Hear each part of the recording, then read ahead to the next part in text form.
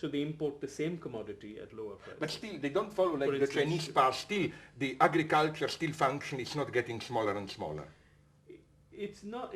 I hope you will not pay this price for development. No, but it's big capitalist agriculture now. The crisis is of the small landowner. And this is when the Naxalite and so on enter, or it's a complicated thing. For instance, in West Bengal, which is ruled by the big Stalinist, the official communist, yes. Their big crisis was that the productive forces of the small peasant, which were liberated by a series of land reforms, that this government introduced in the mid 79, 80, are now being sought to be reversed by the same government, because the fragmentation of land holdings is the big obstacle to capitalist appropriation of land for new industry. So the whole betrayal of that people feel of their own communist party is that you gave us the ability to be these farmers, and now you are taking away from us that ability by inviting multinational capitalism. The way I would have do it, you must find some old sacred saying of some god who says the hand which gives is the hand which takes. You evoke some stupid mythology or whatever. This is tragic, because, for example, in China, that's what's terrifying. I said somewhere that with all this expansion, for example, around Shanghai, very fertile land, they're building it like crazy, no? Yeah. China is... that is the dream of the elites in India, is to be like China, to have that complete steamrolling of all dissent, so that it's only an internal issue and no one knows about it. So, of course, China has much more discontent than we have. Oh no, China has a lot. Huge amount of discontent. It's not that you have Naxalites, but China has... You know what they told me in China when I was there? They told me in their bureaucratic language that we have 2,000 serious disturbances per year. Then I asked them, what does it mean, serious disturbances? No, they told me then, serious disturbance is their bureaucratic jargon for a local explosion, so strong that local police cannot deal with it and they have to call the army.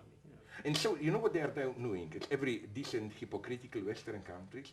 They are quickly organizing special police forces to squash rebellions. Because they know there will be rebellions, they want to avoid the shame of having the army to... So they are doing... Well, they're doing more or less the same here, except that when it happens, there's still a clamor. There can still be a noise made by many dissident intellectuals. That's good, at least there is a clamor.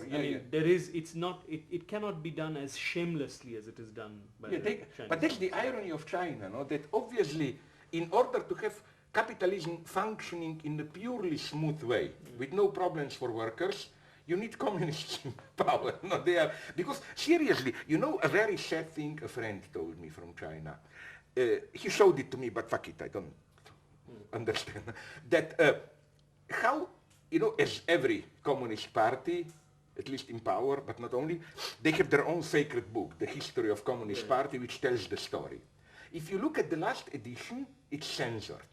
They left out one chapter, and it's nothing horrible, it's a very honorable chapter, about how when China also had its own quick industrialization just before Japanese invasion in the 20s and early 30s, around Shanghai and so on, communists there played a very good role of trade union, organizing workers' strike.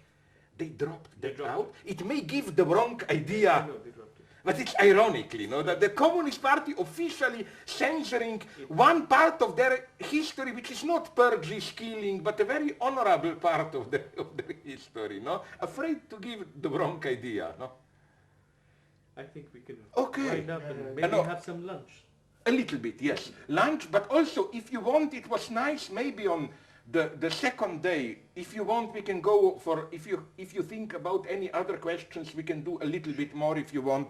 But okay, yes, now, but not too long. Can we just do quickly something to eat? And then I like it. I will die if I don't do it. You know, when I love a city, and as you noticed, I'm a philosopher, which means I don't care about reality. Love is, I decided to love it. For me, a city is not some real past bullshit. I want to go to that center with bookstores and DVD. That's what, that would be perfect. Just something small, quickly, and then I prepare. Another thing I wanted to ask you. No, this is important for tomorrow. Tell me, please, exactly, so that I will be prepared. that Dalit meeting at 11. I know you pick me up at 10, but what is expected of me there? Okay. Yeah, you know that. So the guys there, I spoke to this person Wilson this morning, and basically they'll make a presentation for you about 30 to 35 minutes and talk about in what English, the see you looked at this whole city as a construction site, Commonwealth Games, and Safai Karamchari Andolan, this organization which works on manual scavengers, has a target of 2010 Commonwealth Games, has taken up that target, and they have a clock and a time clock ticking there which says by the Commonwealth Games they want manual scavenging abolished in India, and they're working towards it in about 16, 18 years. Okay, I want to give you an idea. What happened then after 35 minutes? You can have an interaction with them. Okay, what do you mean by interaction? I notice you use this nice Stalinist term, you know. It can mean killing perks or whatever. Yes. What is interaction? You can talk to them, you can ask them questions. Okay, I will. Okay, maybe then I will just prepare some general line, and then I will see how I can use it as a reaction to that. Okay. Sure. And they're not theoretical, they're not... I know, my God. Activists who don't know you, and I've put up a poster of yours there, they know you now. And they know my stupid face. So it'll just be an interaction. But will it be embarrassing for them? How is the language barrier there? No problem. They can follow your English. You can follow their English. Perfect. But they are real. Now comes a tricky question. Are they the one I will talk with?